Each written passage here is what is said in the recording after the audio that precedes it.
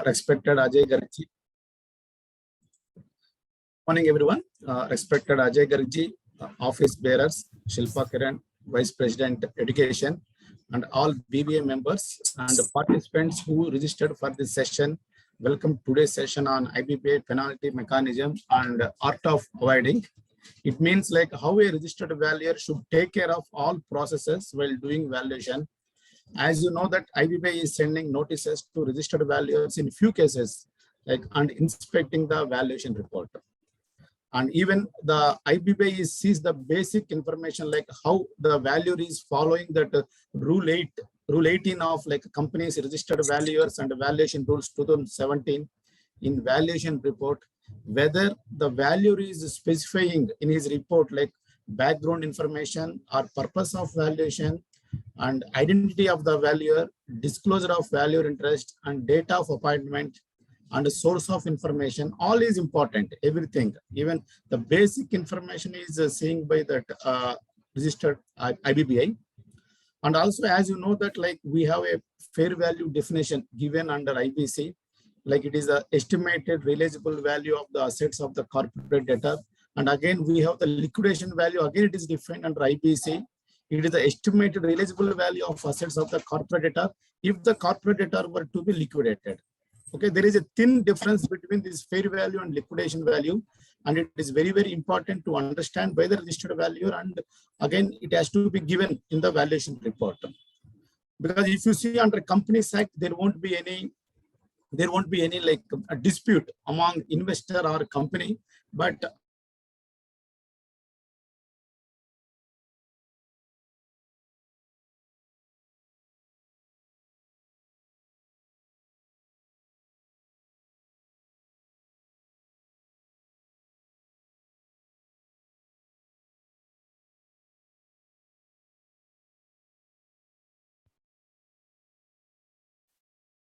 Subru, you're on mute.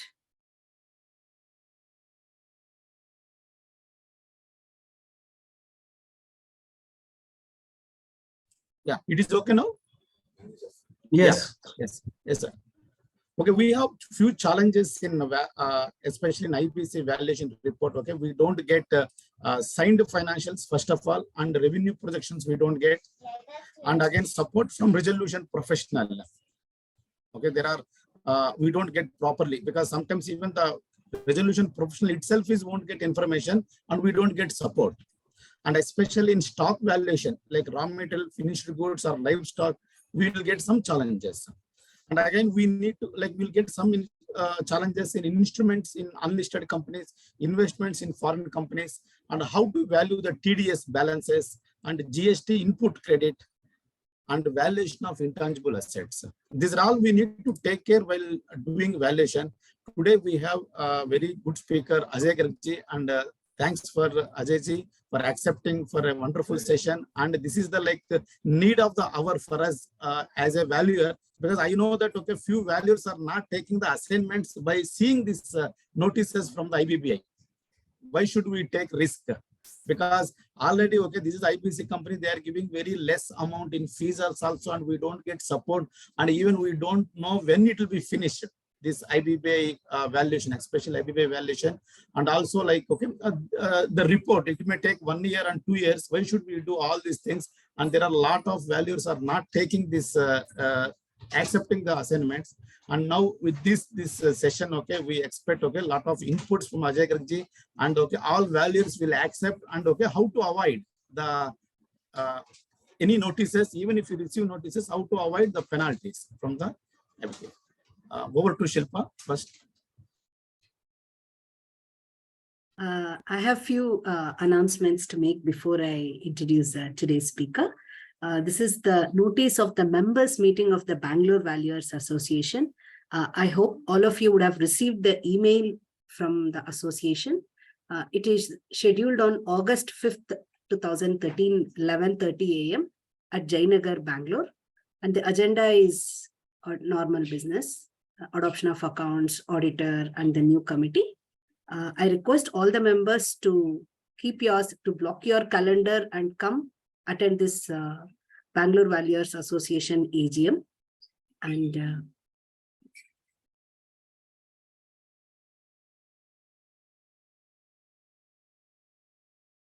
It's a great pleasure to introduce today's speaker, Mr. Ajay Garg. He's a 360-degree professional, effective speaker, social auditor, technical author, writer, and social entrepreneur with total corporate experience of 38 years. Mentorship on Startup India portal. He's an expert speaker in conferences and institutes, ICSI, ICAI, IICA, and other public institutes. He has served as director on the board of Corporation Bank for a period of 3 years. He is Honorary Secretary General of NORMI for the year 23-24 and 24-25. His latest multi-initiative, www.examonlinemcq.com, is getting love and affection from all across India. He has authored 5 books. Globally, he has been to USA, South Africa, Kenya, Bangladesh, Singapore, and Malaysia. So over to you. Thank you. Your profile is so wonderful and inspires and admires us. In fact, I remember last time when we met, you spoke about social auditor. It inspired many Yes. of our BVA members to become social auditors too. Over to you, sir. Thank you. And you have to unscreen this profile so that I can start things at my level. What is Well, this very- examonlinemcq.com, sir? Yeah, this is my new initiative. And in this new initiative, because super exams are there and my friends and colleagues, they are facing the difficulties. Because the books which are available in market, they are of 12th standard or just graduation standard. And the exam level do not match with them. So therefore, I thought, okay, let me take this Is it for initiative. RV, aspiring registered valuers? Yes, and many more are in queue. Yeah. But only super exams, because I am out and out professional and busy in the professional work. So this initiative is only for super exams. Yes. Well, first of all, very good warm morning to each one of you, Saturday morning. And then first of all, congratulations to BVA, Bangalore Valuer Association, for taking this initiative that instead of evening, the session should be lined up in the morning, so that only the person who are really interested in the topic, only they join, and they do not join just with the compulsion. So that is wonderful idea. And I salute Venkat and his team for taking this and implementing this idea into the reality. And this is wonderful. And I checked with Vijay Lakshmi ji that kindly tell me whether this is AM or PM. And then she confirmed back that yes, this is AM and in morning only we have the session. I said, wonderful idea. This is great idea. And you are the first to implement this pre-breakfast session. I have given it a second name, second line, that this is pre-breakfast session. Well, today's session is very interesting, very intriguing, and this session is lined up at 3 other places. Only thing is that Bangalore Valuer Association contacted me 2 days before, and I said, okay, I am ready with the new topic and will give you the insight of the topic. And this is wonderful topic, need of the day. Immediately Venkat called me. He is my good friend. He called me and he appreciated and could feel that yes, there is the need for this topic, and many of the valuers in his circle have started declining the assignments related to particularly IBC valuations. And even other valuers are also feeling the difficulty. There is a reason, Venkat, because the IBC valuation reports are not in public domain. That means every valuer has to start his journey from zero. Because every valuer has to start his IBC valuation journey from zero, and there are no learning grounds because confidentiality has no expiry date. No expiry date, even when resolution has been made, even when company has been liquidated, even when company has gone into liquidation, whether even the name has been struck off, but there is no expiry date. Because there is no expiry date to the confidentiality, that is one of the prime reason that the maximum failings are in the field of, in the arena of the IBC valuation. And before I formally start, there is a request to Bangalore Valuer Association that you can develop a letter And you can write to IBBI that to develop the learning grounds and to develop the capabilities with the young valuers, this is the need that the IBBI valuations shall also come in public domain once the sensitive period is over. That means confidentiality must have a expiry date. Then what will happen, Venkat Saab, that we will be able to discuss here the pitfalls as we discuss the pitfalls of the Tata Steel valuation, if you remember. See, actually what happens that we learn from each other. But if we cannot learn from each other, how Shilpaji will get idea what I am doing if she cannot see my report? And on my valuation report also, we don't have even a single report which is for the IBC, for the simple reason that why shall I break the confidentiality and shall invite the ire of the regulator? Because I am also regulated by regulator. So therefore, then those valuation reports are not in public domain. This is number one thing. Anyway, let us start formally. And innocent registered valuer. So then I have given this session a name that innocent registered valuer, because registered valuer is not getting any training in respect of undergoing the IBC valuations, and everybody has to start from zero. And because everybody has to start from zero, there is a reason that these valuations have a challenge.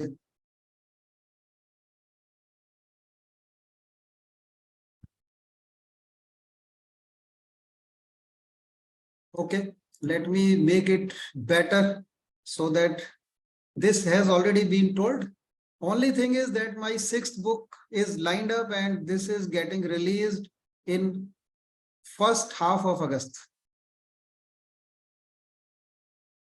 This is the story because Saturday session is there and my session starts with a story, and this story is connected with that your past never leave you and your past always catches with you. That means if you have done any shabby work, this is the story related to the Bhishma and Shikhandi. Shikhandi was the name of that soul in the next birth. In earlier birth, the name of that soul was Ambalika. And Bhishma could not escape this mistake which he made in this life, and this mistake followed him, and ultimately he became the victim of this mistake. Reason being that similarly in valuation world, if we do not do our work diligently, then there is a challenge, and that challenge will result into a sort of IBBI penalty mechanism. First of all, let us see the penalty trends.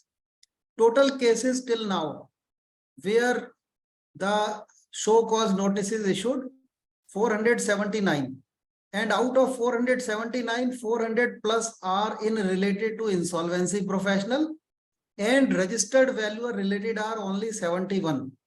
So then Venkat Saab, because valuers have now in terms of numbers have crossed the insolvency professional, and both the profession started with 1.5 year lag, and registered valuer cases till now are 71. Registered valuer organizations have also been under show cause notice, and 3 registered valuer organizations have been issued show cause notices and their matters have been disposed of till now.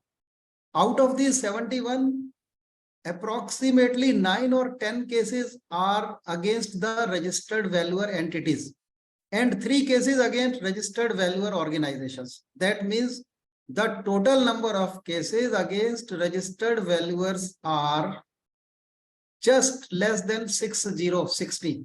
And you know how many registered valuers are there?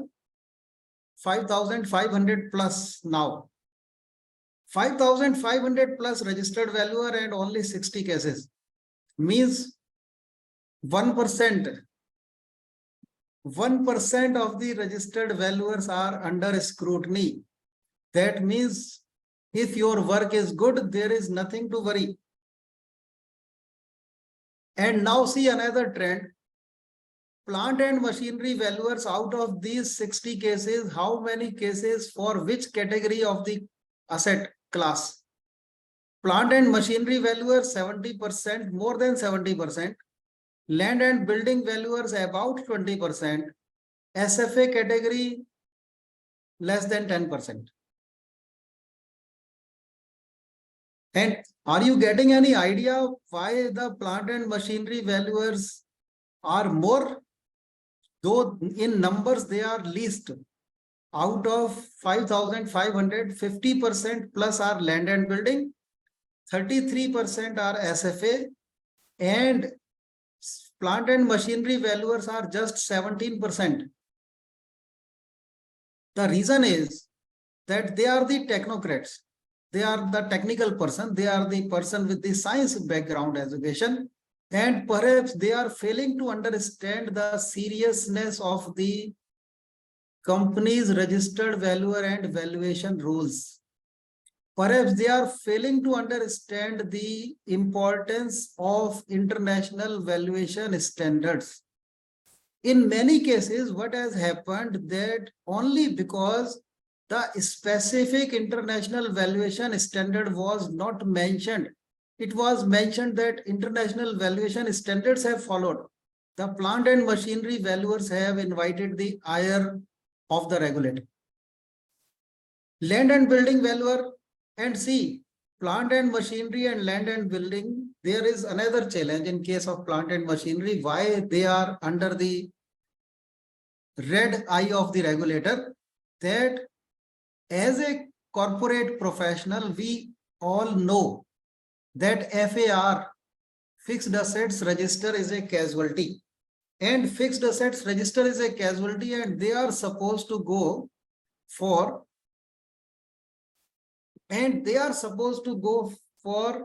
documentation of each and every machinery. And most of the time, what happens that the machinery is the biggest casualty in case of IBC. And documenting the machinery and arriving at the valuation of the machinery using Haku and other concepts, this has become a tedious thing because SFA can do the valuation of IBC without even visiting the site, because most of the time the site visit is not allowed. But how a plant and machinery valuer can do it without visiting not only the site, but without minutely visiting the site? So therefore, the maximum cases which are there are in relation to the plant and machinery valuers. Here we have got two questions, and I shall take these questions also simultaneously. And to simultaneously take the question, there is one by T.R. Ravichandranji from Chennai. IBC plant and machinery valuation realizations may be lesser. Realization, Ravichandranji, in addition to realization, I will be deliberating on this, that basically what is the reason and why in case of IBC, the challenges are there in terms of the ire of the regulator. I will discuss and I will let you know some more ideas why this is happening in case of plant and machinery valuation. Rajiv Dhingraji has mentioned, when will CIRP and liquidation culminate can't be predicted precisely. Like my last COC was in December 21, order approving plan was in August 22. Till now the matter is under NCLAT. Order date can't be predicted as on date. And post that, what happens, anyone's guess? How will expiry date, say valuation plus 3 years, be found out, as more than 2 years have already elapsed on that? You are right, Rajivji, and these type of challenges are happening, and we will discuss these challenges one by one. Valuation of inventory by SFA or other class of valuer is another challenge. Yes, Rajivji, you are right. In one particular case that has happened in 2023-24, what has happened that one of the plant and machinery valuer, he did the valuation of the inventory. What he did? He did the valuation of the inventory, and that was the reason why he was penalized. because inventory valuation is not in the domain of plant and machinery. And SFA valuers are not interested to do the inventory valuation. So that is the reason that because that poor innocent fresher guy, that was his first assignment, he did the valuation of the inventory also, maybe under the pressure by the insolvency professional. And that way what happened, that this brought the ire of the regulator, that why, and this is not in your scope, why you have done this valuation of the inventory.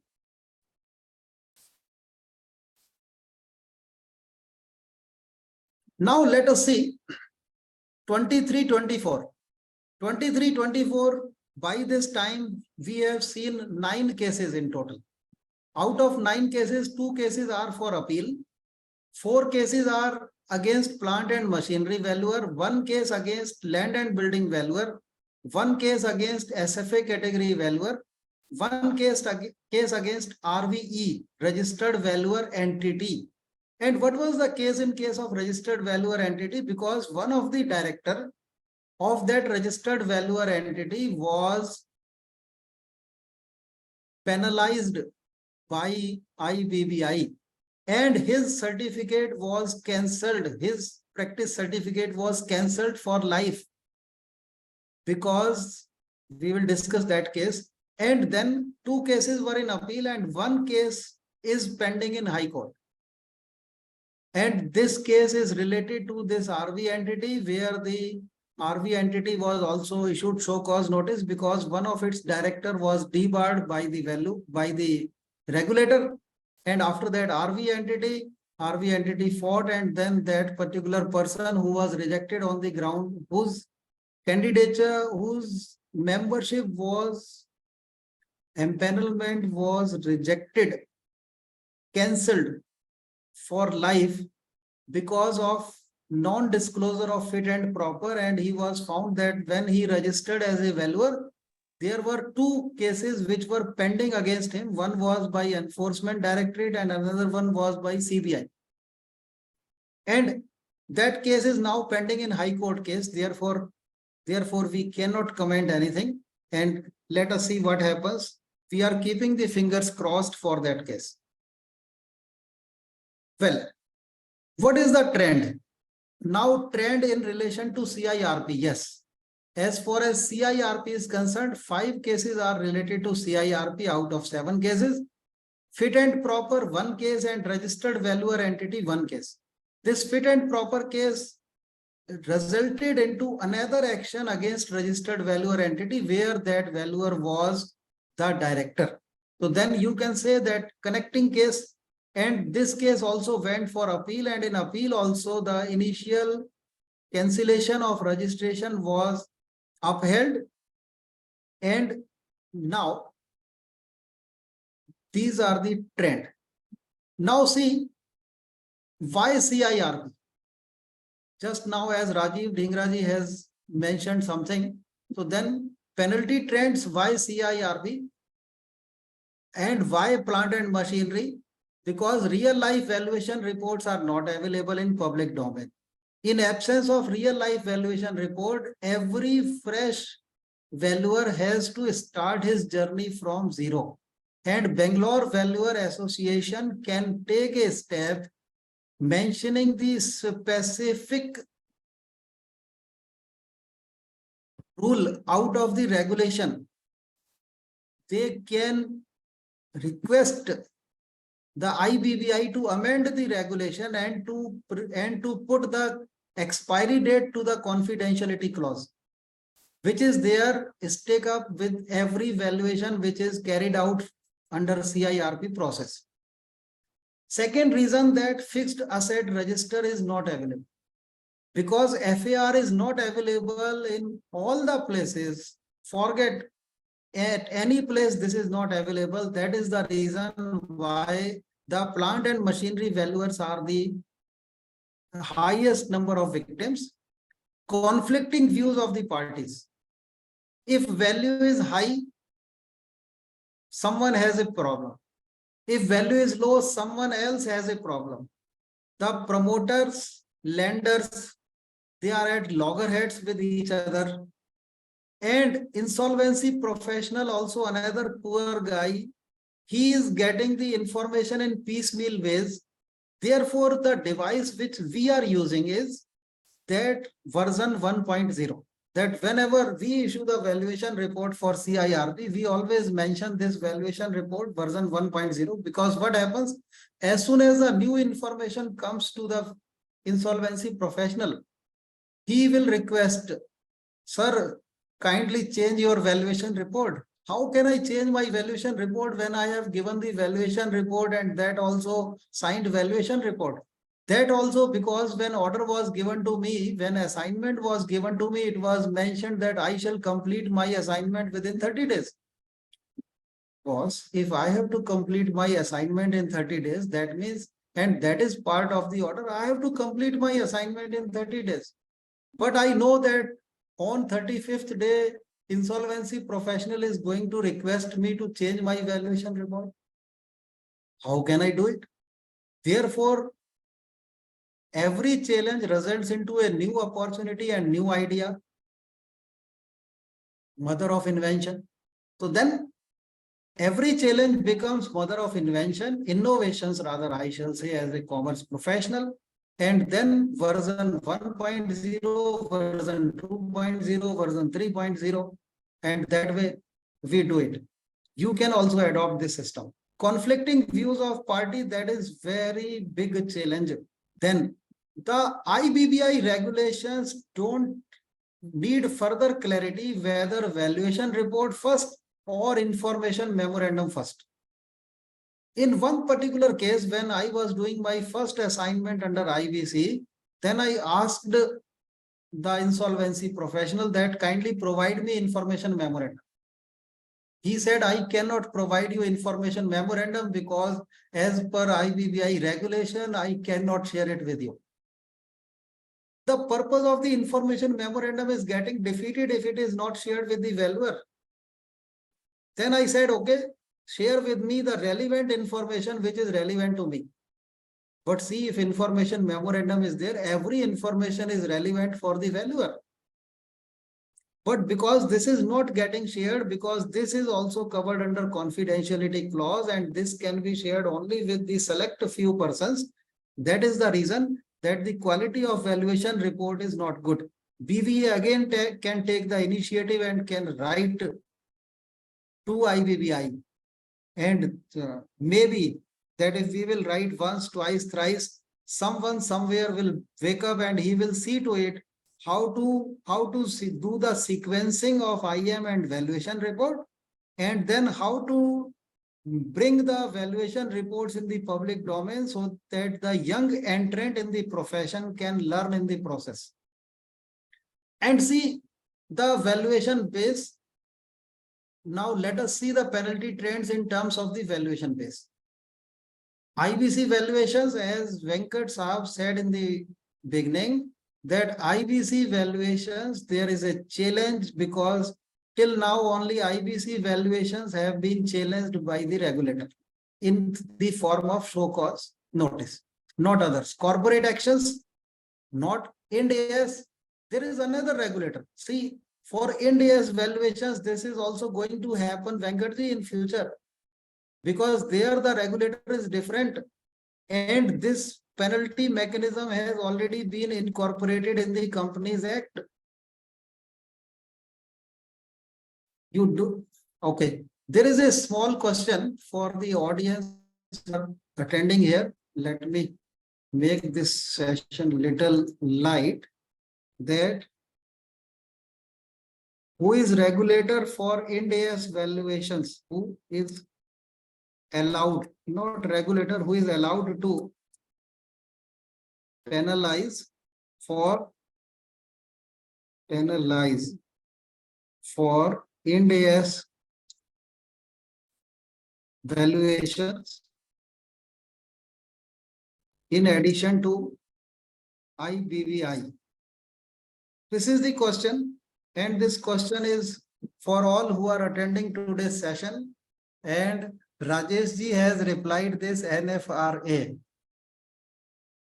And one of you can write the full form of NFRA here, And I want to tell Venkat Saab that the Companies Act has already been amended and NFRA is also empowered. When we are expecting to be laid before Parliament valuation bill is under the carpet and government do not have any interest to bring it before 2024 election. Someone can write, some youngster can write the full form of NFRA.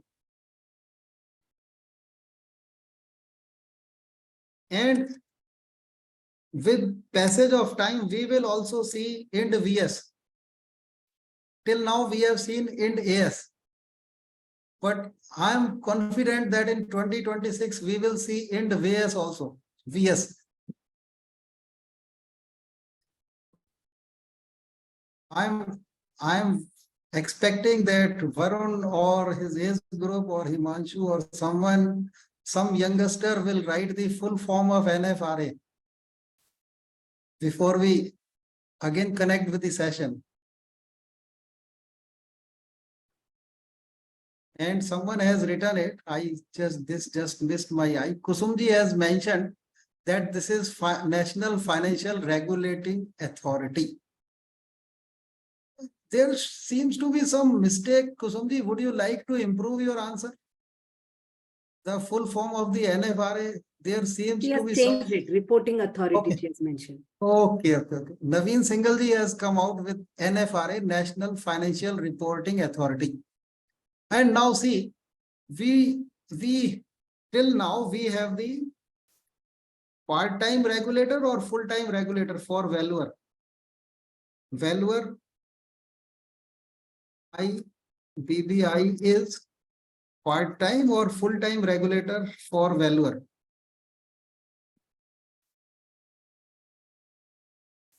Or registered valuer. So this is again interesting fact that 4-5 years have now gone for this profession, but still we have the part-time regulator. And perhaps this is good for us. Out of 479, only 71 cases are against valuers and all other 400 plus cases are against insolvency professional. And see why this is happening. Let us again connect with the PPT, and before that there is one comment which has been put by one of you. Let me just go with that comment. This comment is, if the IM is given to prospective resolution applicants and also valuers, PRAs can estimate the valuation given by the valuer. So this is good comment. This is good comment. Valuation of inventory by SFA or other class of valuer is another challenge. So then Ravi Shankar Devra Kondaji has made a very good comment. If the IM is given to the prospective resolution applicant, because prospective resolution applicant is entitled to get IM, and also valuer. All valuer is not entitled in eyes of most of the insolvency professional, and they fear because the cases against insolvency professionals are very high. 7 to 8% of the total insolvency professionals who are active, rather 20% of the active insolvency professionals have faced one complaint with IBBI. Therefore, they will never share this IM if they are seasoned. PRAs can give estimate the valuation given by the valuer. Okay, fine. So now this is time to connect again with the PPT, and we were discussing that instrument issuance. And see, IBC valuations only, all the 71 cases are related to IBC valuation. There is 0 case for action against corporate actions, valuations, or IND AS valuations or instrument issuance. But beware that in case of IND AS also, there is a challenge and there is likelihood that very soon you will find that NFRA is doing it. Yes, let us talk about the penalty mechanism, where this penalty mechanism is mentioned and where from IBBI is getting the power. IBBI is getting the power from companies registered valuer and valuation rules. See, these valuation rules you might have studied for your exam, registered valuer exam. But this is the time where you must read, everyone after passing the exam must read, first of all, rule number 3. Thereafter, rule number 8, we must read with the time gap of 3 months. And then rule number 17 to understand the powers of the IBBI and limitations of the powers of IBBI. Because see, out of 71 cases till now, IBBI has not imposed financial penalties on any of the valuer. Why? Because of the rule 17 only. Because rule 17 in detail talks about that what IBBI can do and what IBBI is empowered. 17.2 talks about show cause notice, 17.3 talks about serving of show cause notice, 17.4 talks about natural justice. Natural justice means that unless and until opportunity to prove that the valuer is innocent is given, this cannot happen. Then how this show cause notice order shall be served, that is another.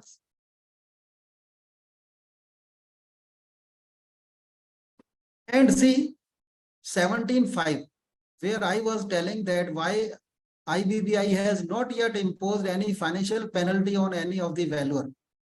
Because the powers which are there with the IBBI are no action, warning, suspension, cancellation, direction to change partner or director. Direction to change partner or director, these are happening in case of registered valuer entities. So therefore, only 4 powers are there. 1, no action. That means left, and because the valuer could prove himself innocent. And then warning, suspension and cancellation. Suspension usually happening for 6 months.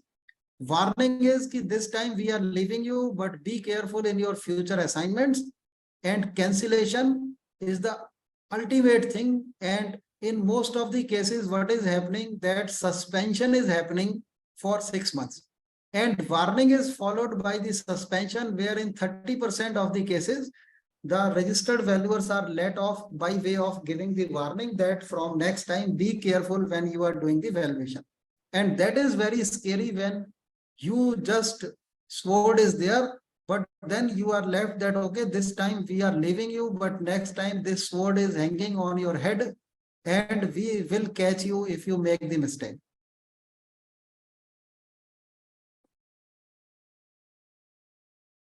(17.6) is for penalty on registered valuer organizations. Even here, the registered valuer organizations are under constant watch and they are also getting the ire of the IBBI. Intimation of order and web hosting, yes, they are duty bound and they have to do it. Effectiveness means 30 days gap should be there so that whatever assignments are there at the table of the valuer, he can wrap those assignments. What is the purpose? Why every order of IBBI is effective with the gap of 30 days? The purpose is so that if there are some pending assignments at the table of registered valuer, he can sign off those assignments and can complete his ongoing assignments. Only thereafter the orders of suspension shall become effective. And appeal against the order, the show cause notice is handled by whole-time director and appeal is handled by the chairman of IBBI. And here, let us talk about the causes. As Venkat Saab was talking in the beginning of the session, and in those 4 sentences, he covered all these things. Number 1, non-compliance of Rule 8 means we are in need of reading the Rule 8 again and again. Assumptions without explaining logic. Understand that just making the assumptions and mentioning the assumptions is not going to work. Assumptions shall be further supported by the logic. In most of the cases, what has happened, when you go through, we will also go through 1-2 such orders which are issued by IBBI today only. See what is happening, that if assumptions are there mentioned in the evaluation report, but the logic why this has been assumed is not mentioned, then it is catching the eye of the regulator. The regulator is not satisfied with the assumption that I have taken this, this is discount DLOM, discount for lack of marketing. I have taken it 20%. But what is the logic with the 20%? Means assumptions shall further be supported by the logic. This is for each one of us to understand that if we want to avoid the ire of IBBI, then we need to learn the art of mentioning the logic also.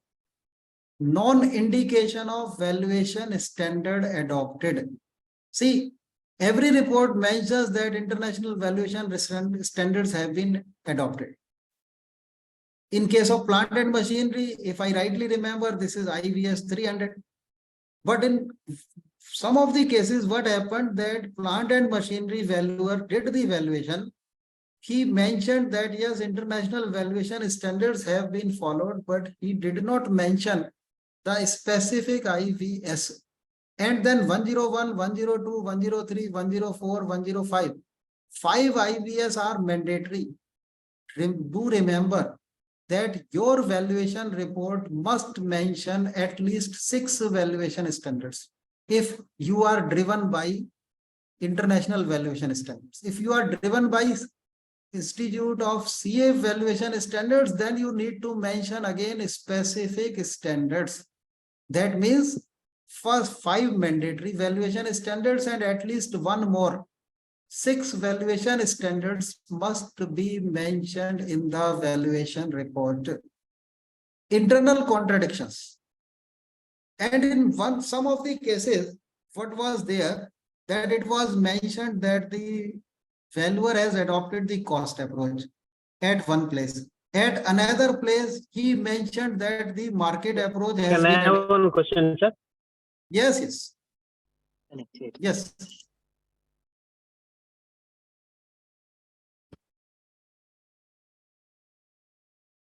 And Chandrasekhar ji has asked a question. What are assumptions for DLOM? See, number 1 assumption. Assumption is that DLOM discount has been taken at 15%.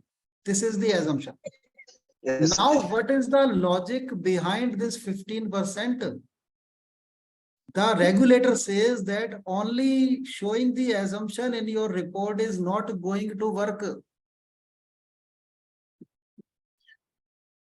Tell me how you arrived at 15%. What is the logic behind that? And if you mention the logic, you will not invite the ire of the regulator. And even if someone complains against you, you will be acquitted. And you will be successful to save your journey as a valuer, even if show cause notice is issued to you without any penal action.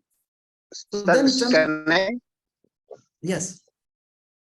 Sir, now as you said, assumptions, there are general assumptions, there are specific assumptions. So specific assumptions are where assumptions connected to the assignment where I'm handling and also for the entity. This general assumption, this DLOM is a general assumption across the country, where 15 to 20% they'll consider as a discount for lack of market in order to find out the investor. Yes. So there is not, since it is not specific to entity, I think the normal standards, as I know, 15 to 20% they will take. So then what assumption, what supporting is we can provide more, sir? The general to find out the investor. Secondary data. See, assumption, what is assumption? Assumption is only on the whims and fancy of the valuer. And logic is use of secondary data. When we use secondary data, say, suppose you mention and you refer some of the article, some of the book, some of the chapter of the book, that sir. in this book it is mentioned that the DLOM can be taken, because this is the trend of India, that DLOM can be taken between 15 and 20%. So that is Yes. the logic. So logic and assumption, there is a difference. Assumption is not supported by any reason, and you can assume anything. Ajay Garg can assume 15%, you can assume 20%, Venkat Saab can assume 10%. But why I have taken 15%? What was my reason why I took 15%? So then I need to support my assumption with some logic, and that logic may be in the book written by someone else. Okay. And Sir, then I will quote, or I can just go on Google and therefrom I can quote. That means that valuation assignments are becoming complicated. See, till now, even the people are not even mentioning the assumptions. Then now Ajay Garg is talking about that logic also. Why? Because regulator wants that assumptions shall be further supported by the logic. Otherwise, I will penalize you. So to avoid the penalty, we need to learn that, and we can have a separate session, that logic for the assumptions. The art of mentioning logic with the assumptions in valuation report, and Bangalore Valuation as Valuer Association can take this initiative. How to bring the logic in the reports so that we can avoid the ire of the regulator. This is the find of the session, Chandrasekhar ji, and Yes, sir. the credit for this finding goes to you. That you could think of that, yes, logic, and how to bring that logic in the reports. And I congratulate you for bringing this need, and why and how we can do it. So that is there. Fantastic idea. Yeah. Sir, one more question, follow-up question. Yes, Now, since yes. this is a general question, we have to refer the book. But once I take as a valuer, Chandrasekhar, say 20%, I think all my assignments for the relevant period, maybe 1 year, I should use the same percentage. If I change from 20 to 15% to meet the requirement, I think there I may be doing the wrong, no?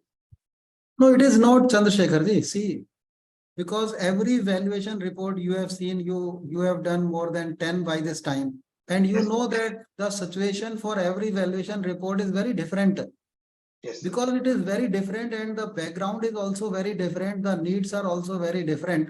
So therefore, there is no harm if you change your assumptions from one valuation report to another valuation report, right? Only Right. thing is that when you mention 20%, give the logic for 20%, because this is art. When you mention 10%, give the logic for 10%. You can say, but see, valuation reports are becoming complicated. I understand. And the market for valuation report, one has to be very careful, as told by Venkat Saab in the morning, that many of his friends have stopped taking IBC valuation. There is no harm, because you get paid 1.5 years later. Why to do such assignments? And someone somewhere will certainly do. Let him invite the ire of the regulator. Anyway, this is not the solution. We will discuss the solution also. Chandrasekhar ji, kindly ask your another question. Same thing, sir. What I'm saying is, suppose once we take the as a value, Chandrasekhar, I'm taking the 20% as a DLOM for one entity. Unless size remains same, then I should use the same 20% for all other assignments subject to the size of the company. Or can I take a different DLOM for different company? Different for different possible. Okay, And there is another question. There is another question by T.R. Ravi Chandran ji. DLOG also assumed only. Yes, you are right, Ravi Chandran Saab, that DLOG is also, he is my partner in my social audit firm. We have created one pan-India social audit firm, and T.R. Ravi Chandran ji is going to be partner in that firm. Documents are at final stage, and very soon we are going to register that firm. And Ravi Chandran Saab, you have rightly mentioned, DLOG also assumed. You are right. And this assumption also needs to be supported by the logic. Our work is increasing now as a valuer. Well, let us reconnect. And IBBI penalty mechanism causes non-compliance of Rule 8 assumptions without explaining logic. We have very good discussion initiated by Chandrasekhar ji, where we got the idea that how to build logics in your report. That can be another brainstorming session by BVA, Bangalore Valuer Association. Non-indication of valuation standards adopted. I was talking about internal contradictions. See, on page number 6 of valuation report, it is mentioned that asset approach has been used. On page number 7, it is mentioned that market data was also collected and market approach was used. So internal contradictions in valuation reports, this is also becoming a challenge. Means once your valuation report is ready, what is the solution? Solution is once your valuation report is ready, give this valuation report to the youngest trainee in your respective practice and ask him to read this report and mention the dots with the black color, because you cannot allow him to use the red color, black color, pencil color, where he will mention that he is feeling confused. How we do it? We do it like this, that every final document is vet finally for the clerical error, what we call that, kindly go through carefully and remove every clerical error which is there. And this final document goes to the youngest trainee. And we get two advantages of that. Number one, that youngest trainee, how the finished product shall look, he gets the idea. That means his training is fast, not from A to Z, but from Z to A. And second benefit, that if anywhere that young guy is feeling confused, then he will just come and say, sir, I could not understand this. I am feeling confused. Kindly guide me. And that way, what is happening, that if there is any internal contradiction in your report, then this internal contradiction getting removed from your report and your report is becoming world class. Estimation and guesstimation. Now see, what is the reason that at many places, plant and machinery valuers have brought the ire of the regulator only because the estimations have been used. Avoid estimations, go for the logic, and use secondary data liberally wherever you can. Valuation of inventory by plant and machinery valuer, this was in one particular case this year only. This has happened that he carried out the valuation of inventory also, which is as per valuation standards, not under his scope. So he was penalized for this, breaching the boundaries which are there for every respective asset class. Sir, Subbarao sir here. I have one question. Yes.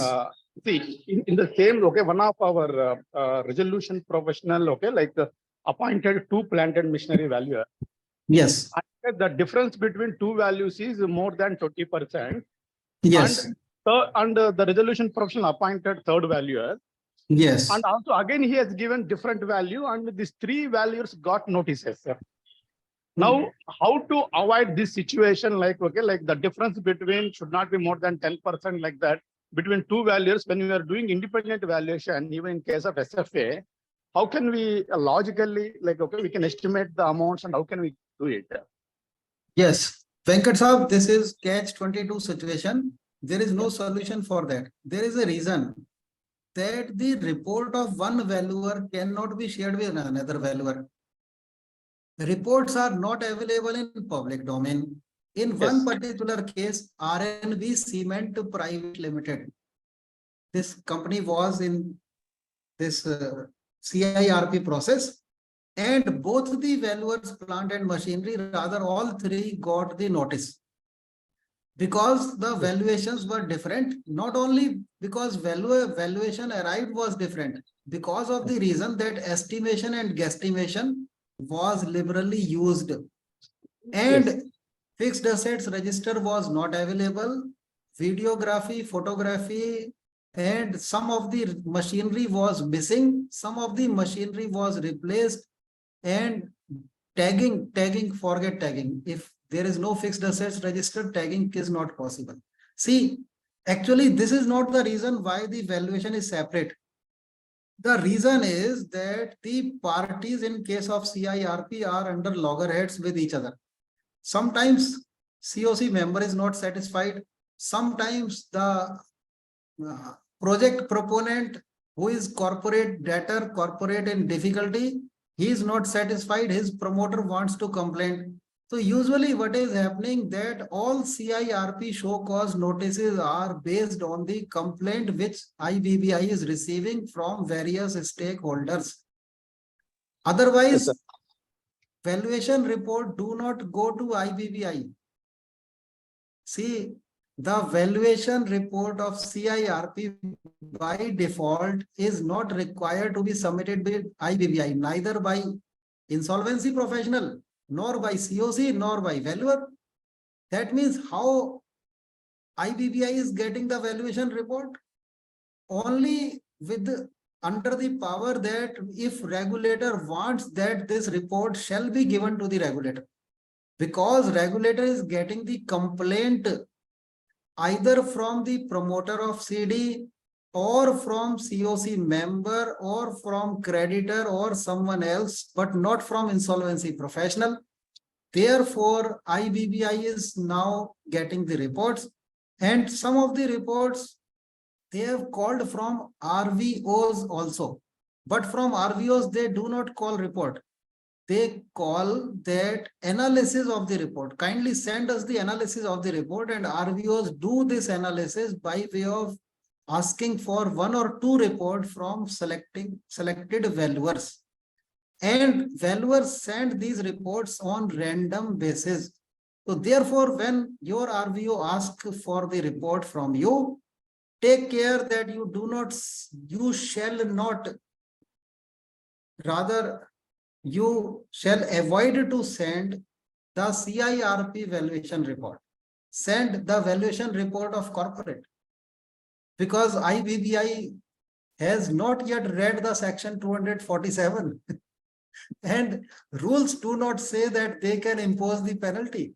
Rule 17.5 nowhere says that IBBI is empowered to impose financial penalty. That is the reason that 247 is yet to be invoked against any of the valuer.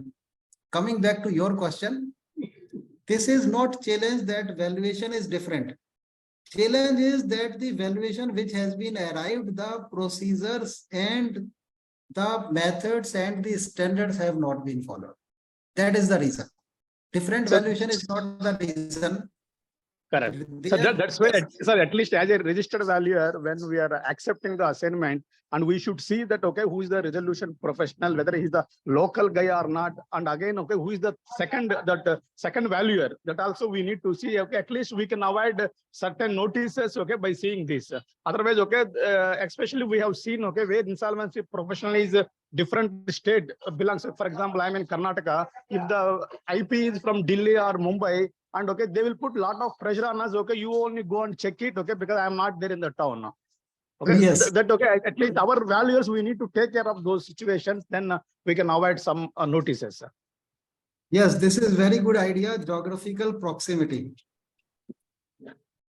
And you see, Venkat sir, that when you go for that SEBI document, SEBI document for collective investment scheme where administrator is to be appointed, that document, particularly that regulation talks that only the local valuer shall be preferred by the administrator. Yes, sir. Correct. Like that, okay, even we need to prefer only the resolution professionals from local as well as the other second valuer also. Then it will be easy for us, okay, to have some discussion, not sharing that report. At least some discussion we can have before issuing the report. Yes. And now, one major reason at every 5th case, the major reason of inviting the IR is non-attachment of computation sheets. And if you remember, Venkat sir, when we did that Tata valuation, at that time also we saw that computation sheet was not attached. So non-attachment of computation sheets to your valuation report, that is also being That is also very big reason. 1 out of every 5 valuer who are penalized for this reason, that computation sheet is not attached. Some of them got acquitted because one valuer specifically mentioned this was his first assignment and he has now learned his lessons, and in future he will take care of doing everything meticulously. And he, proving himself innocent, then he got acquitted by the regulator. But non-attachment of computation sheets, this is one of the big challenge. Do attach. Non-disclosure at the time of registration. In one particular case, which is now pending in High Court, what happened? That land and building valuer did one valuation in early days.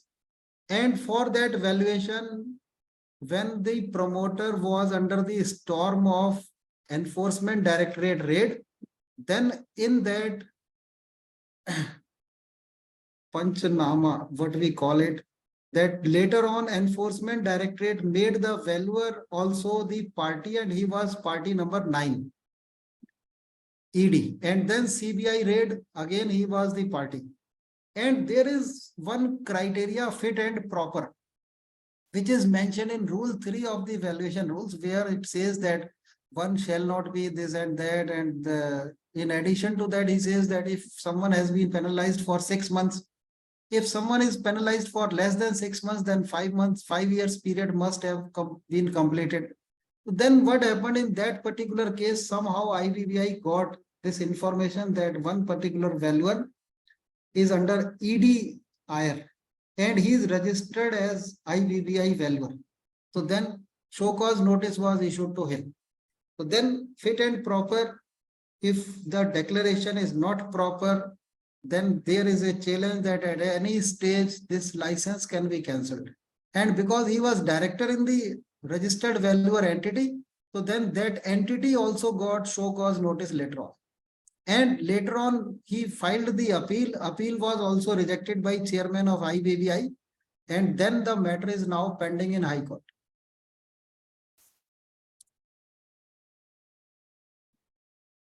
Causes fair value and liquidation value. See, usually, Venkat Saab, what used to happen? Ki fair value, okay, fair value is 20% and liquidation value is 10%. But what is the logic, bhai sahab? Why 10%? Why 50% of the fair valuation? Have you gone for the logic? If you are mentioning the fair value discounts and liquidation value discount in case of CIRP without any logic, then you are going to be penalized, because see, many enemies are there. Promoter is your enemy. COC is your enemy. Insolvency professional wants you to make the mistakes, because he will not share information memorandum, and when you will submit your report, then he will share information in piecemeal way, and he will say that I forgot to tell you that this is related party transaction. That means the checklist which you prepare for the insolvency professional need to be relooked. Absence of exhaustive documents. In case of CIRP process, exhaustive documents are not available. Even you do not have engagement letter, even you do not have management explanation letter, because insolvency professional is never going to sign the IP explanation letter, insolvency professional explanation letter. Let us recoin a new word, insolvency professional explanation letter, because there is no management. Promoters, ex-promoters are not going to sign that explanation letter. Then who shall sign this explanation letter? Insolvency professional explanation letter. But insolvency professional is not ready to sign any document. What to do? As a valuer, you don't have right to go to NCLT and file a complaint against insolvency professional. And then he is the ultimate person who will release your money. So therefore, you don't want to invite his IR also. So this is because exhaustive documents is not available. And one of the reason was, in some of the cases, the reason was that exhaustive documents were not available with the registered valuer. And because of the absence of exhaustive documents methodically created, the penalties have been imposed. Now, the most interesting part of this session begins here. And before that, let us take some questions which are there if there is any question. And then most interesting part of this will start. Shilpaji asked one very interesting question. What is guesstimation? So this guess, G-U-E-S-S. So then this is guess. G-U-E-S-S. So this is the new word coined just to support the estimation that guesswork is not going to work in case of valuation reports. That means valuation reports assignments are becoming challenges, and in times to come, this will not be everyone's cup of tea, as insolvency profession is not everyone's cup of tea. I was one of the first to pass out this insolvency professional exam, but then I realized, Venkat Saab, that this insolvency do not suit to my personality.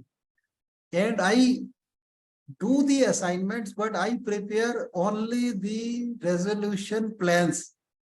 I did not do anything, but I do voluntary winding up. Because voluntary winding up, you don't have enemies. In resolution plan, you don't have enemies. So therefore, these are the soft assignments because my personality do not suit to insolvency professional demand. Therefore, I did not. Same is going to happen in case of valuers. That some of us will feel that this do not match with our personality. Who will value inventory, SFA, or this is the question and answer is SFA. Inventory is under the scope of SFA. If plant and machinery valuer is doing it, and if any complaint is made, he will be penalized by IBBI. Well, in absence of question, now let us move to the most interesting part of this session. That is art of avoiding penalties. Number one, if you have not, yes. Sir, I have Yes. one question, sir. Yes. Sir, this inventory, it is not a financial asset. So does it comes under SFA, sir? Yes, this is under SFA, boss. Sir, but it is not a financial asset. Financial asset. So, see, in your eyes, this may not be, but Yes, see, sir. whole of the balance sheet. Whole of the balance sheet except fixed assets. Whole Yes. of the balance sheet except fixed assets. And in fixed assets, two asset class are clubbed together. Plant and machinery and land and building. Even if say Yes, sir. any land is kept as investment. See, Yes, sir. land can be fixed asset.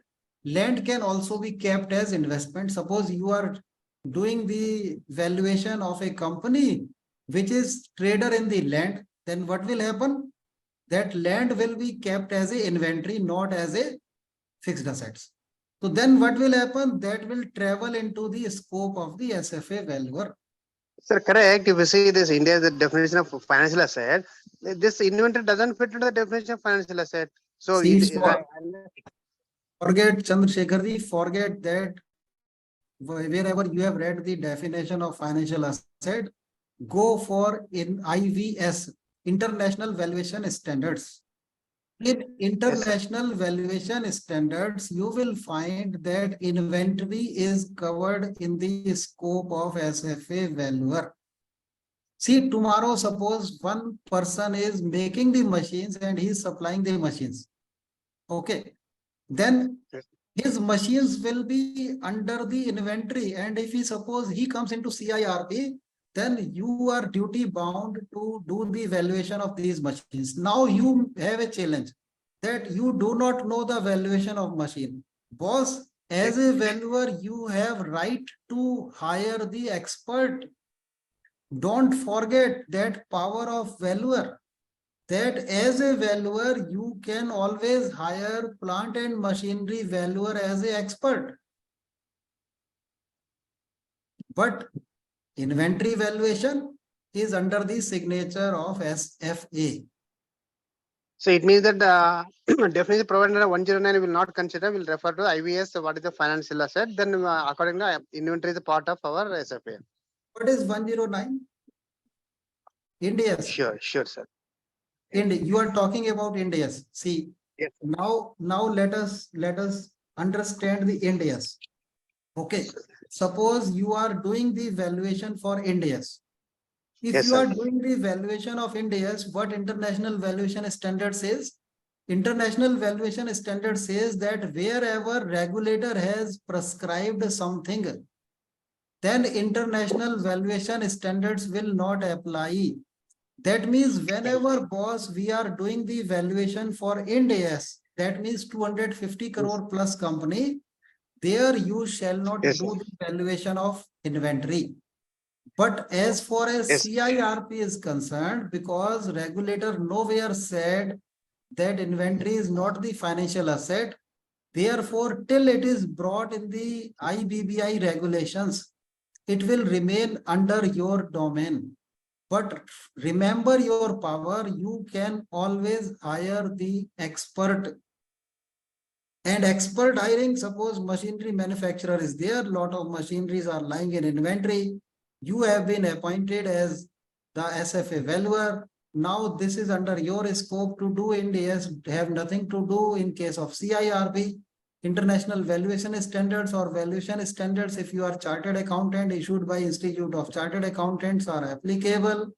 And when these are applicable, then boss, if you do not have capability, always hire. Do not be under greed.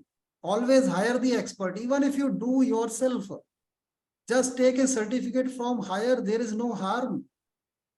For example, I am going to tell in today's session how even plant and machinery valuer can escape the ire of the IBBI. Yes, there are some whether SFA can depend on experts' professional report. Ravi Chandran Saab, he can depend. Only thing is that ultimately he is responsible. Penalty cannot be imposed on expert. Penalty will be imposed only on the valuer if any penalty is there. But if you have hired the expert, you have taken the signed report of the expert, that signed report of the expert is attached with your document, then I am sure that IBBI is not going to impose any penalty on you, sir. Thank you, sir.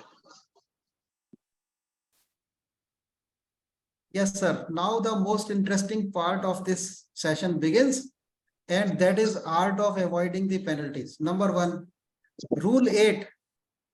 Rule 8 further supported by IBBI guidelines. See, Rule 8. Many of my friends have read Rule 8 again after passing the exam, but they have not read the IBBI guidelines where 5 additional points have been mentioned. This is the time, wake up. And in your report, include Rule 8 plus 5 more. One of you, Rajeshwar Rao. Rajeshwar Rao is there in Bangalore, and he will help you to find out what these 5 points are there. Though many of you are there from other parts of the India also, Bangalore Valuer Association has a big name now under the leadership of Venkat Saab, and leadership is now perhaps going to change. I was just seeing in the documents of ASEM that Shilpa ji is going to take the mantle to become the president now. This Yes, I sir. could just see. I do not know whether it is right or wrong. And have one more session on contents of valuation report under Rajeshwar Rao ji. He is fully capable. And this session will help you to rectify your mistake if you are still making the mistakes of your format of the report. Remember to quote specific valuation standards. And remember, one valuation standard is not going to solve your problem, because following the 5 valuation standards are mandatory.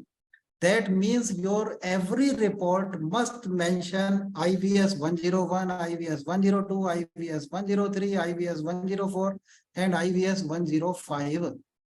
All these 5 must be mentioned in every report. In addition to 5, one specific standard.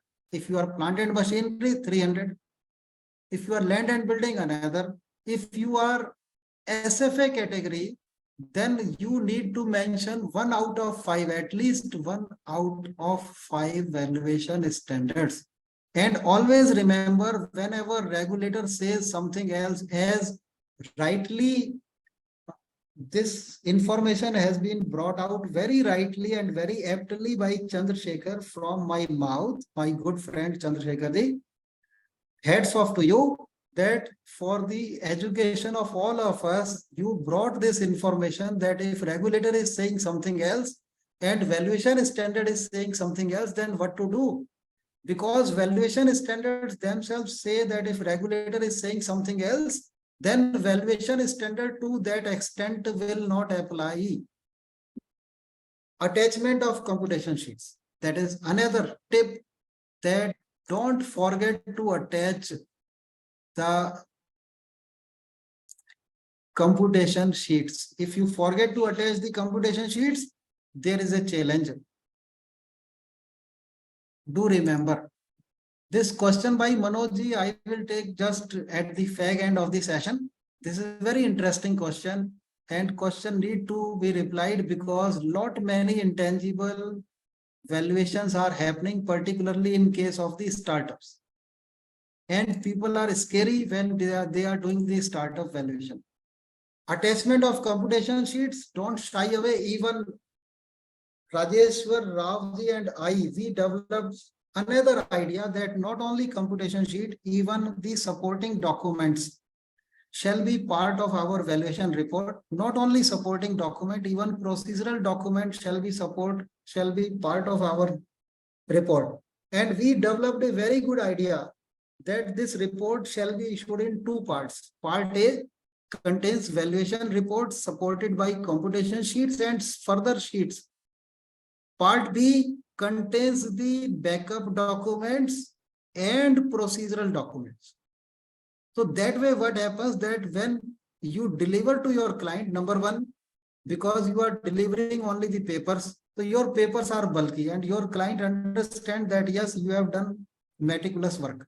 Second thing, that your client office works as a disaster management. Suppose tomorrow in your office, you do not get the supporting documents or procedural documents. So then you will get those documents in your client office because you have delivered the PDF files as well as the hard spiral copies. That is the advantage. Absence of document shall be mentioned like fixed assets register. See, in one particular case, in case of plant and machinery, what happened? That fixed assets register was not available. But this fact was not mentioned in the valuation report.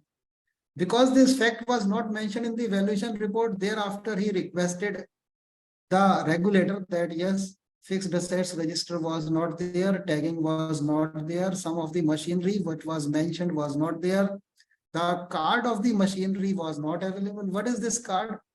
When you will visit any plant, next time when you visit any plant, you will see that every machinery has a sticker. The basic, usually this sticker is of aluminum plate where the basic facts of the machines are mentioned. This is known as the card of the machine. And this card provides the information, date of manufacturing or year of manufacturing.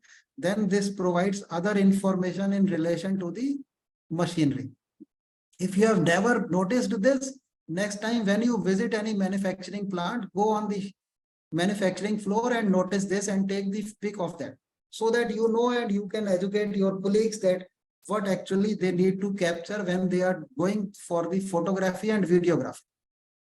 See, art of avoiding penalties. See, when we do CIRP assignment, lot of emails get exchanged with the insolvency professional. Have you made these emails part of your report? If not, make all these mails as part of supporting documents to your report.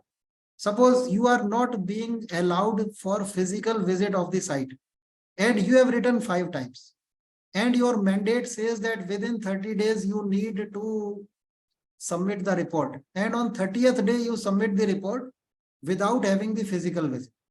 Boss, it is okay, because 5 times you tried and you visited without disclosing your identity and you took the photograph from the outside. Nobody can penalize you. If emails are part of your report. The reply to the email is part of your report, where the CD is saying that the light has been cut off and we are trying to restore the light. As soon as the visit is feasible, we will inform you. But 30 days, sir, in mandate it is mentioned within 30 days you shall submit your report. Attach the emails, preserve these emails, make them as the backup documents. Next, always remember to attach info and backup documents as Annexure B. Annexure B. That means valuation report is your main document. Annexure A is your computation sheets. Annexure B is backup document. Annexure C is procedural document. That means your report is supported by 3 annexures, 3 series of the annexures. Series A, computation sheets. Series B, backup documents. Series C, procedural documents. Procedural documents, where engagement letter is there, where invitation is there, where your proposal is there, where the management explanation letter is there. All these are procedural documents. What are backup documents? Balance sheets and other information provided by your client, projections provided by your client. These are the backup documents. And what is Annexure A? Computation sheets are Annexure A. And many penalties by IBBI has happened where Annexure A was absent. Art of avoiding penalties we are discussing.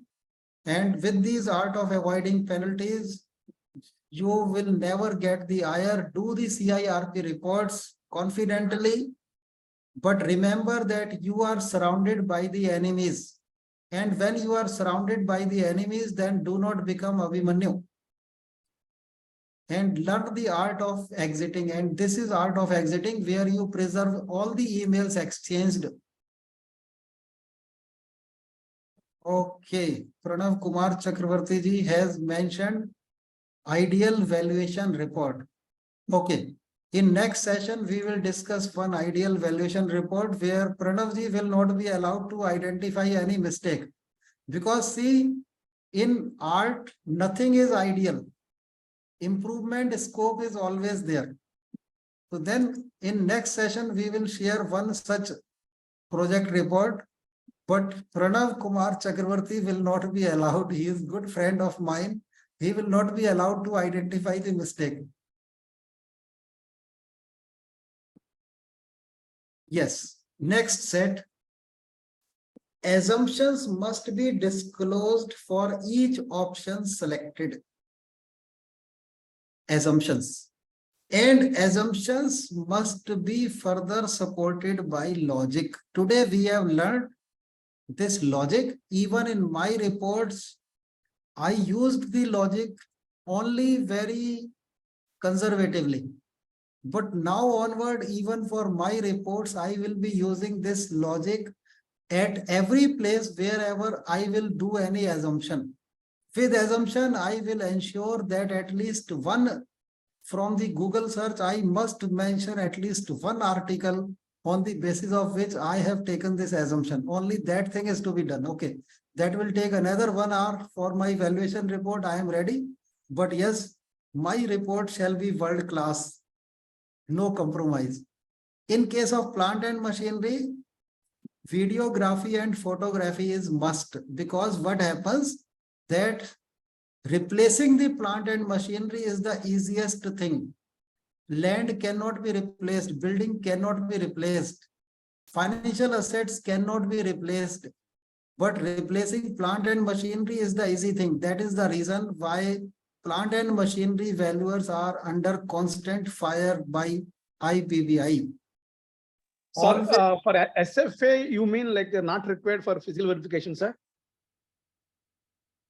Repeat your question. Sir, like you said, plant and machinery valuer, do SFA valuer also visit compulsory physical verification? If there is inventory, you should know. For everything, the physical visit is compulsory even for SFA. Yes, yes.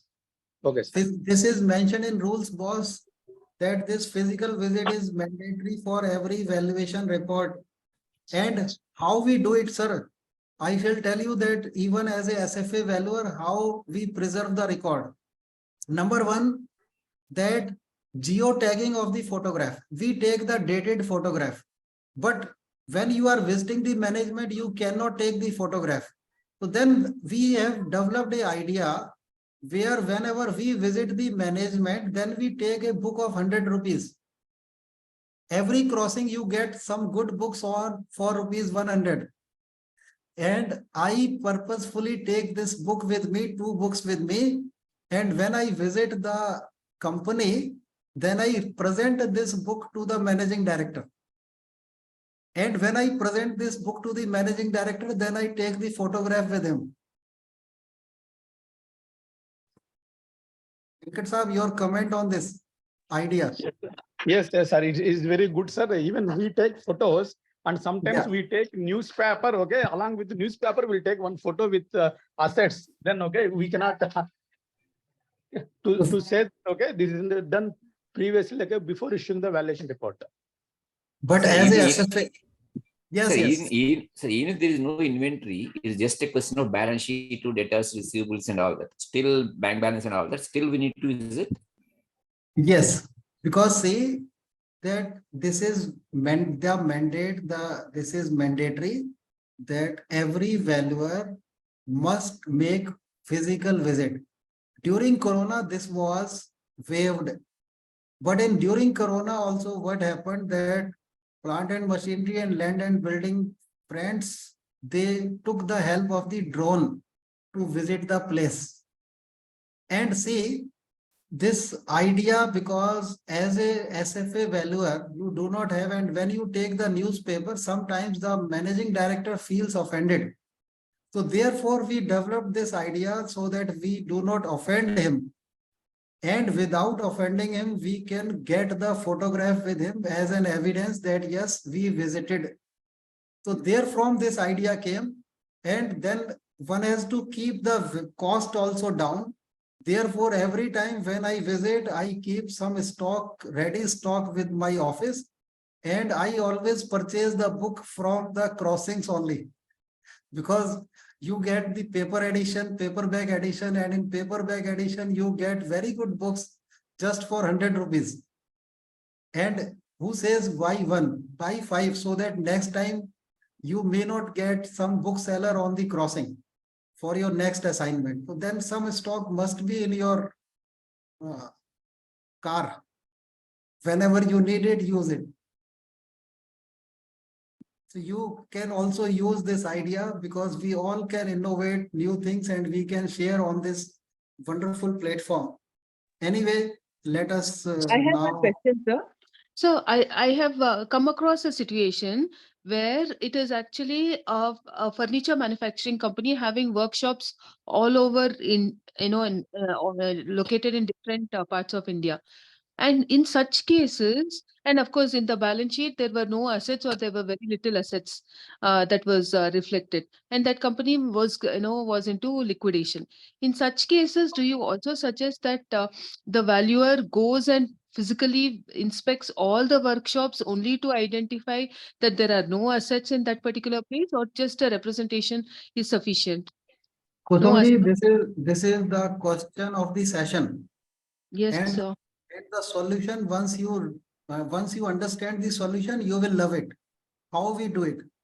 Because in one such case where IBC valuation was there, the company was having 6 plants in various parts of India. If Ajay Garg would have visited, he has to buy the 12 tickets, 12 air tickets. Then what I did, that I just telephoned my professional colleagues in those cities, and I said, depute, I do not know whether I shall tell this from this forum or not. Bangalore Valuer Association, Venkat Saab, I am telling one practical solution, but this solution everybody may not digest. Shall I reveal the solution? I shall take the permission of either Venkat or Shilpaji.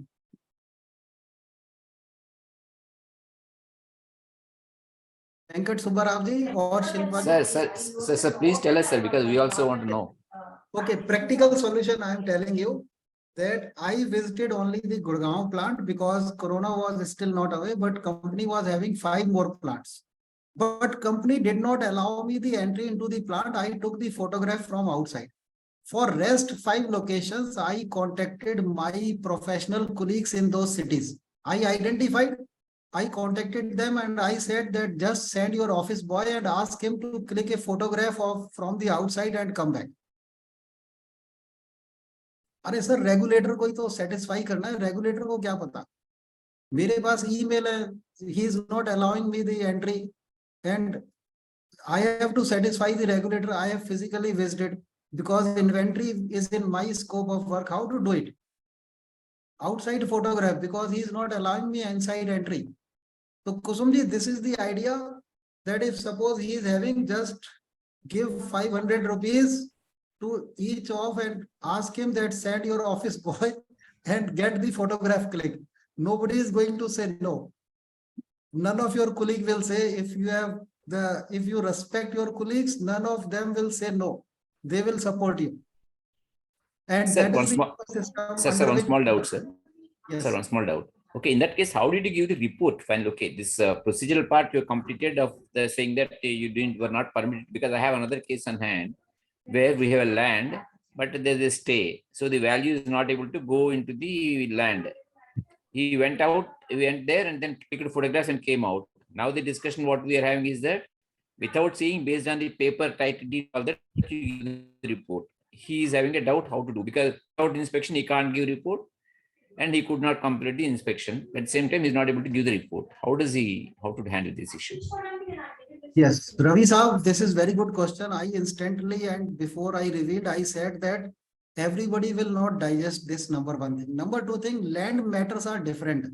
Actually, I am SFA category valuer, and I was telling that in SFA category, the inventory is always inside. Whereas even if land is under a stay, land can be seen from the naked eye. And you do not need the entry onto the land because only land is there, not building is there. So therefore, your situation is very different. That is to be handled differently. You need to innovate. But in my case, as far as SFA valuer are concerned, where 5 emails exchanged and every time the CD has a request, CD has an excuse that plant is not having light, therefore he cannot allow the entry. There is possibility of accident and blah blah. So then I found this solution for that particular case, that my job is easy. I deputed, even Gurgaon I did not visit. I deputed my office boy that you go, enjoy and take 2-3 good photographs with you, without you, and come back. I will write your name in the team of the valuer. So then what we do, that when we sign the report, there is a column any other person involved.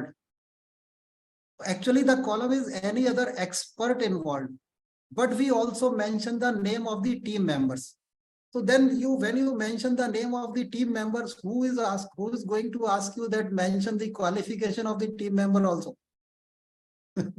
So unless and until, and whatever IBBI knows, only that I need to satisfy. And because I have to wrap up my assignment also, so that I can follow the next assignment, I can do the next assignment. Therefore, I cannot go for every nitty-gritty. I need to know the art of wrapping up the assignment. So therefore, this shortcut I developed, each of you may not digest, but this is what I have revealed to you. Anyway, let us. Sir, in your case, so ultimately in the final report, what is to be mentioned, that because of the I was not allowed to enter the property, I'm not able to properly value the inventory, or No, sir. There is a particular thing where I mentioned that I requested CD and insolvency professional for site visit. Every time I got the reply that site is not ready for visit and they will tell me later. And then I support Annexer B, which I was telling you just now. In Annexer B, I attached all those emails which were exchanged and I shared this spiral copy as well as PDF file with my insolvency professional also. I do not know what happened later on, but I got paid. That's it. And I wrapped up my assignment in time, because every letter which is issued by insolvency professional mention that you must complete your valuation assignment within 30 days. But within 30 days, information will come on 35th day also. Therefore, we have developed that whenever CIRP assignment is there, actually you will be issuing more than one report. Therefore, version 1.0, and which can be followed by version 2.0 or version 1.1 or whatever way you want. That is the reason. Anyway, sir, let us complete some more ideas that will at least ease some of your pressure. Always save proof of physical visits. Or not only save, but I will say attach also. Art of avoiding penalties, prepare world-class report. We used to joke whenever the cinema awards were announced for national cinema awards. We used to joke that any movie which as a audience you cannot understand, that is fit for award. So therefore, prepare world-class report. Nothing less. Prepare world-class report. And what is this world-class report? I shall tell you.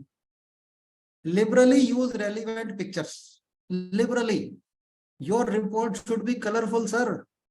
Black and white ka zamana khatam ho gaya. No black and white. Include graphics, diagrams and pie charts wherever you can use them liberally. Pivot chart 1 minute में बन जाता है sir, 1 minute ज्यादा है. Excel में अगर आप बनाते हैं, then you can prepare the graphs, pie charts, diagrams and pivot tables within seconds. Just click a button and these are ready, and you can color them and attach in your report. Use pivot table in support of every Excel sheet. No Excel sheet should be black and white.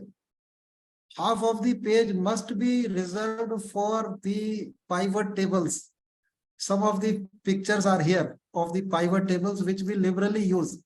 So that my report, if this report goes to Japan, they shall also feel that yes, yaar, report to badhiya hai. Padhne ki zarurat hi na pade. IBBI has not yet read section 247. Be happy. And because they have not read, they do not know that they can impose financial penalties also. And therefore, I will request BVA that this presentation shall not go to IBBI. IBBI has not imposed financial penalty in any of the 71 cases, sir. They have imposed financial penalty on insolvency professionals, but not on registered valuers. Though this provision is there in the law, and any rule cannot bypass the law. But rule do not mention that this power is there, and IBBI is reading only the rules. They are not reading the section 247. Then another reason to be happy, IBBI has not recommended imprisonment in any of the cases, sir, till now. Though section talks about imprisonment also. So the recent PMLA something is coming up, no, sir, on CAs and all that. That is applied to values also. That is separate, because even PMLA as on date is not applicable on registered valuer, sir. That is applicable when you are signing any document as a chartered accountant, as a company secretary, as a cost accountant, not as a registered valuer. They are also sleeping. But remember, past sin will never leave you. They will follow you, and one day you have to pay the penalty for the past sins. Now we will take the questions which are there in the chat box. My mobile number, one of you was asking, I will write there in the chat box, and send WhatsApp. Call me. I am just like you. If I do not reply because I am in practice, if I do not reply instantly, certainly I am going to reply because I am in practice, and you never know under which call you have a customer. Therefore, practicing professional rarely change the mobile number. Number one thing. practicing professional always call back. Even if they are not able to pick up your call, they always call back.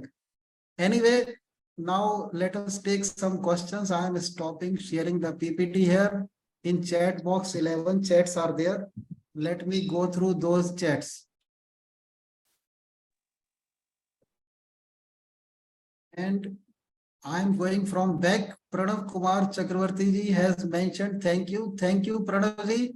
And your suggestion is well taken, Pranav ji, but only condition is that when we will share the ideal report, you will not identify the mistakes and you will further improve that report.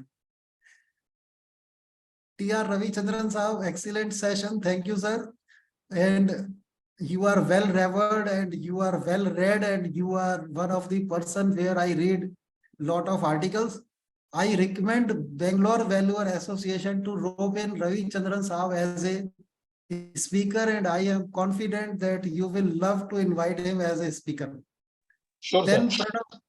Pranav Chakravarti ji has mentioned if BVA may arrange representatives of different cities, that will be much appreciated. BVA now has spread its wings all across India, and I understand that under the tenure of the female president, they will start the chapters in select cities of India. So that is the next challenge for the next president, that she will start some chapters in some of the cities so that Bangalore Valuer Association can become All India Valuer Association. Sir, we are planning next in Delhi only, sir. We'll plan it. If okay, Very everything well. goes well, and we need your help also. We'll conduct, sir.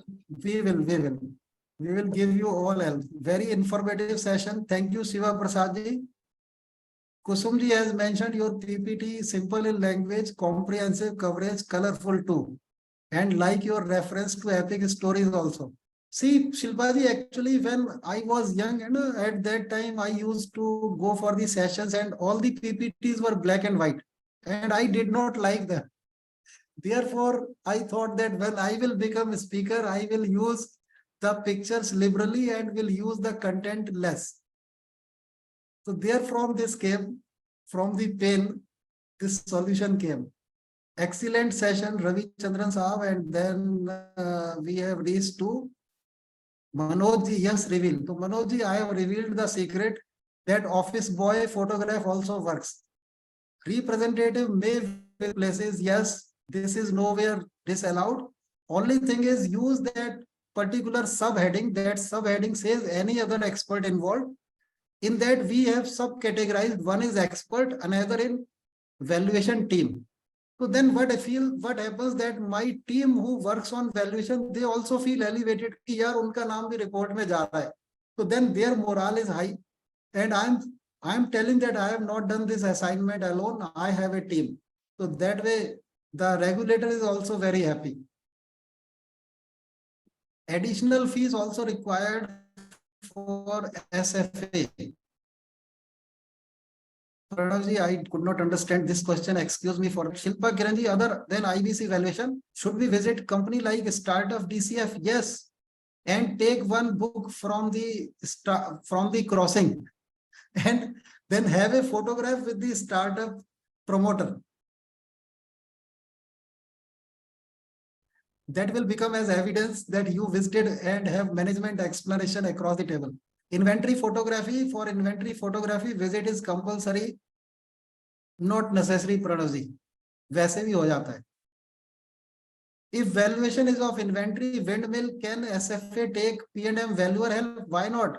He can be engaged as expert. Sir, at many places, even P&M has engaged me as an expert. So then why not vice versa? Teamwork is always better than, it was said that 11 minds to put together are always better than one mind. So then, sir, can he be the same plant and machinery valuer? That was the question. Can he be the same plant and machinery valuer who is doing the premium valuation for? Yes, boss, because there is no such condition anywhere. There is no restriction. Only thing is that he has to disclose his interest. Okay. Rules company's registered valuer and valuation rules are applicable on plant and machinery and land and building valuer also. And rules only says that he must disclose his conflict of interest. Unless he is the auditor. If he is auditor, he cannot become. If he is a stakeholder, he cannot become. But he is only the professional. By disclosing the stake, he can become the expert with you. Okay, Please okay, sir. share- Got it. Yes. There is a question by Raghu Vellore. If a plant and machinery valuer provide the valuation for inventory to SFA valuer, is he not contravening IBBI guideline as he is necessary, as he is not supposed to carry out inventory valuation? Raghu Vellore ji, see, if he provides this information as a valuer, then he is wrong and he has contravened. But see, as we don multiple hats, if he provides this valuation to you as an expert, and his letterhead says, and your engagement letter says that you are engaging him as an expert and he is providing this information to you as an expert, he has not violated any provision. Law को ऐसे ही सीखा जाता है sir. Law में आपको ढूंढना है, रास्ता ढूंढना है. You have to find out the way out of the provisions, and this way is there. There was one of the interesting question by Manoj Kumar Agarwal ji, who can value intangibles like trademark and goodwill? Answer is SFA. Intangibles are under the scope of SFA valuer. What are the precautions to be taken while valuing the same? Two things only, which you read in 12th class. In 12th class, there was a chapter of goodwill. Manoj Agarwal ji. And see if any of your kid or cousin kid or nephew or niece, if they are into 12th class, take their book and read that goodwill chapter once again to clear the elementary things. Precautions to be taken is because always go for management explanation letter. And management explanation letter where you take the point of view of the promoters also. If you have taken the point of view of the promoters for nitty-gritty things, because intangibles may be having the registered certificate or may not be having the registered certificate.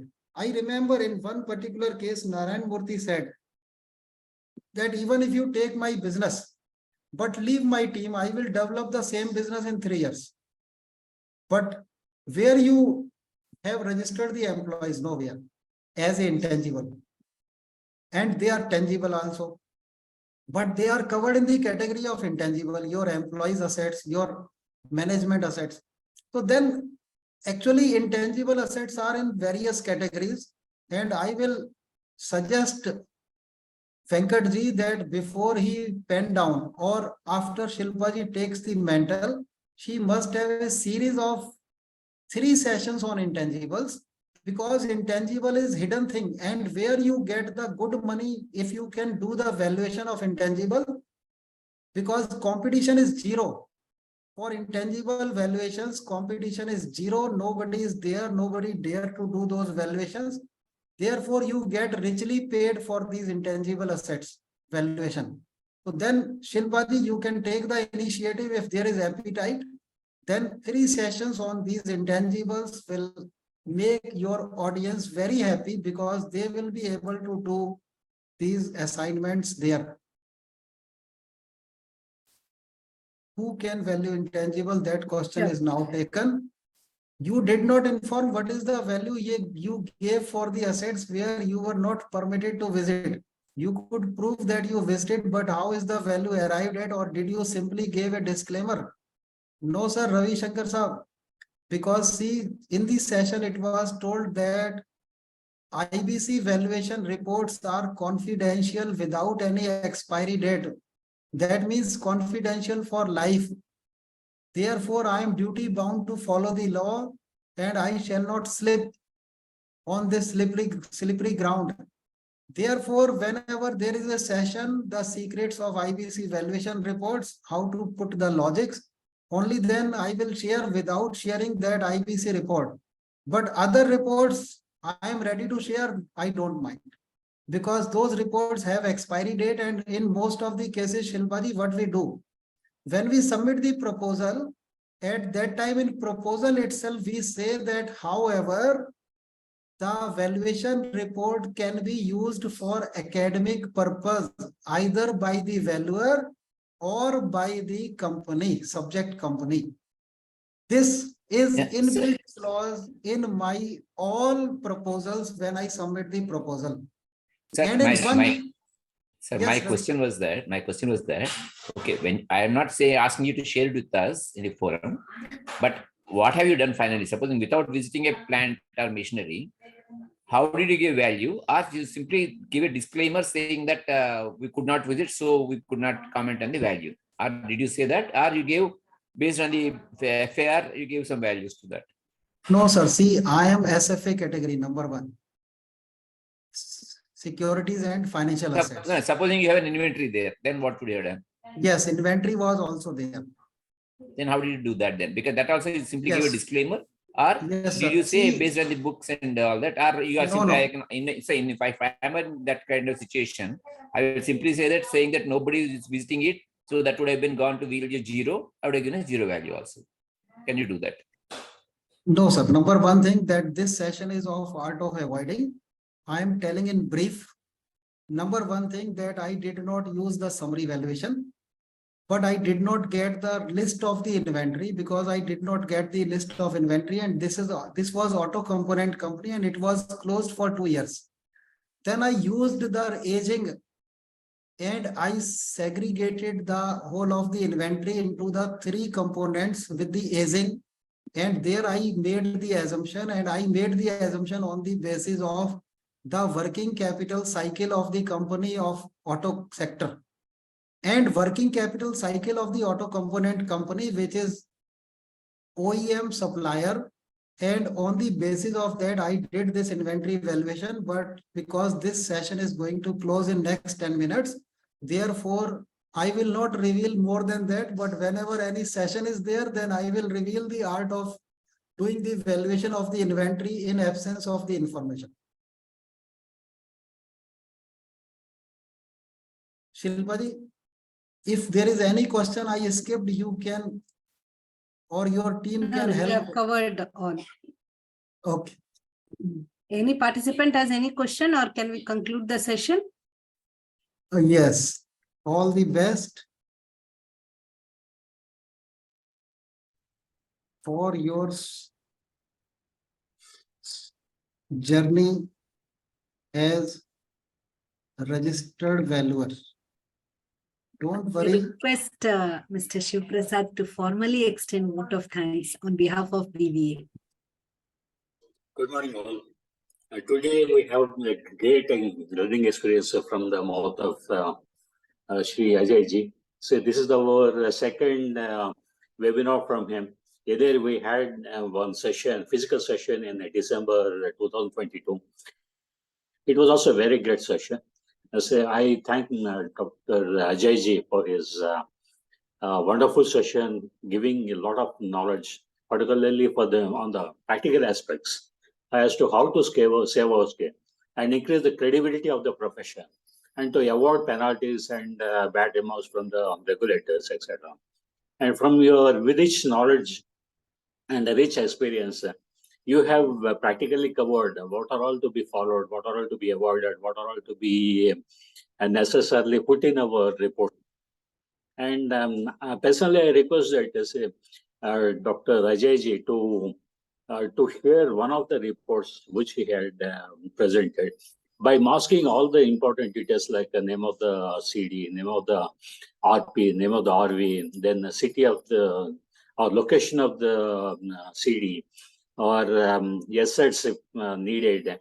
Likewise, the important details may be deleted or masked, and only the bare report may be given. So which should cover what are all the important points to be covered, like standards to be followed or are followed, IVS standards or ICS standards, etc.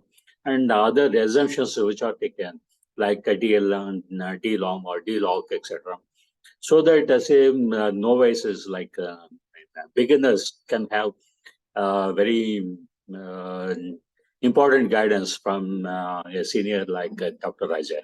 And I request the BBA to organize some more sessions like this from Dr. Ajay, as well as others who are having a very high levels of expertise, as well as the inclination to share the knowledge with us. And it is wonderful that Dr. Ajay has posted a very important valuation reports on his website, myvaluationbank.com. I recommended to some of my friends to follow that website and download the report so that they can also gain knowledge. Say, without that, see, all in one particular place to download the many important reports. Of course, one can go to BSc or NSU sites, but it is a tedious process. Instead of that, say Dr. Ajay has compiled all his reports on one particular source, which are freely downloadable. Thank you very much, Dr. Ajay ji. And also, you have shown that as you got 2 more reports and 2 more websites like exam online mcq.com, as well as registered valuer mcq.com, which we will definitely visit and follow the important information which I have found, which I have posted there. Finally, again, I request Dr. Ajay as well as BBA to organize more sessions from Dr. Ajay, because he is willing to impart his knowledge. Because I see so many people and see who had their knowledge, who restrict their knowledge to themselves. But I have seen some people, particularly Dr. Ajay Garg, who has the willingness and the ability and the resource and to share his great impeccable knowledge. Thank you.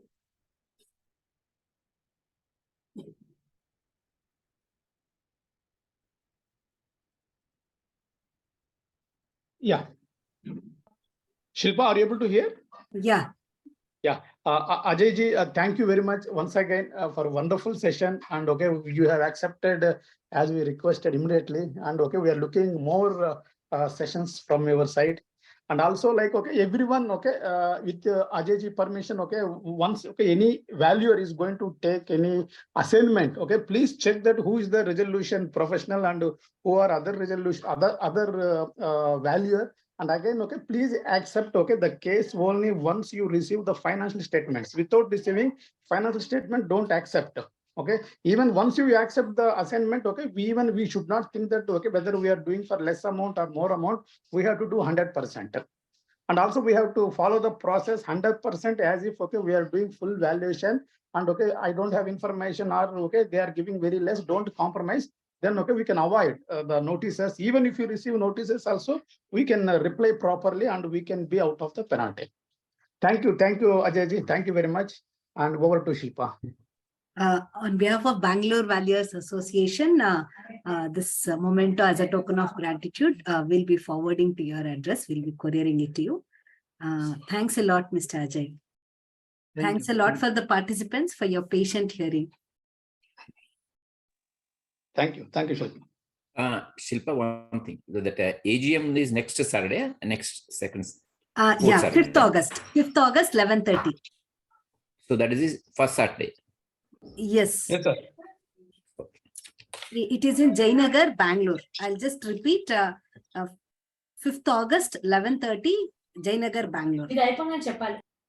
Notice has been sent to all the BVA members over email ID.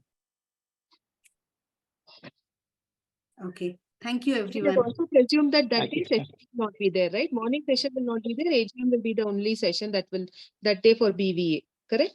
No, that is not second Saturday. So okay, so okay. First Saturday we'll have the meeting. Second Saturday the sessions will continue. As usual. If possible, please display the notice again on the screen.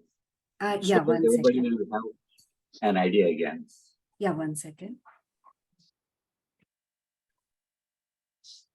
No, the notice can also be sent in the group also. I think fully drafted also.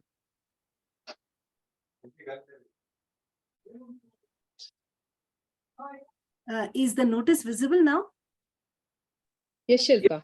Yes. Yeah. Actually, in the WhatsApp group, this will be circulated 1 or 2 days before, so that members can The notice may be repeated some 2 or 3 times so that everybody will be reminded of that. Yes, yes, yes. Even coincidentally, today RBF also is conducting the session on IBBI notices. Even maybe they planned after seeing us. Yeah. Okay. Thank you, everyone. Subrao Have a nice weekend. Subrao and Shilpa, there's one question that has come, whether there can be the AGM whether there can be a Zoom meeting held, while the AGM is being held. Maybe it is for the management's consideration. You can We consider. we do not have any plans right now. Let us see. Okay, we want to do physical only. Let us do that because we have to see the bylaws. Okay. And even if you hold it on Zoom, there is only voting is only personal presence only. No? Yes. Committee members will have to take a call whether along with the physical, whether there will be a virtual or whether only be physical is a call that the committee members will have to take after going through the bylaws, I guess. It should be both, so that those people who are out station and who are not able to attend on a particular day, though in Bangalore, they will be having an opportunity to view the session. And another important thing I noticed is that in the address, the sector of Jayanagar is not mentioned, like Jayanagar 4th phase or 3rd phase or whatever it is. Please include that. Okay.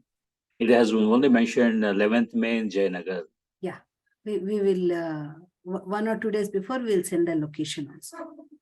Yeah. Okay, thank you. Happy weekend for everyone. Thank you. Make the arrangements for light coverage for the benefit of all. Vidya, you can end the session.